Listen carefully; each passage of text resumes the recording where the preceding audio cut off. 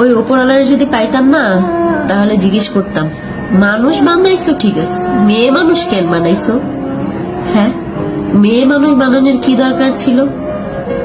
মেয়ে মানুষ আসলেই একটা জিনিস তুমি বানাইছো ওপরওয়ালা, যার সাথে হাজারটা অন্যায় করা যায়, যারে ফুটবলের মতো লাথানো যায়, কোনো কিছু বলার কিছু নেই।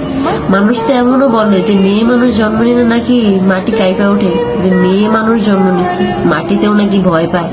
হায় রে, পরিচয় আছে তো, কারোর মেয়ে, কারোর বউ, ওই ছেলে মেয়ের মা, এর থেকে বড় পরিচয় কি চাও? এতটুকুই তো যথেষ্ট। তারপরেও যদি কেউ পরিচয় বানাইতে যায়, তাহলে সমাজের মানুষ কি বলে জানেন? ওই মেয়ে মানুষের সাথে মিশো না, ওই মেয়ে মানুষ ভালো না, তার বিরুদ্ধে বেরোয়, চাকরি করে। মেয়ে মানুষকে চাকরি করা মানায়? নিজের পরিচয় করব, মেয়ে মানুষের পরিচয় তো একটাই, হে হলো কারো বউ, কারো মা।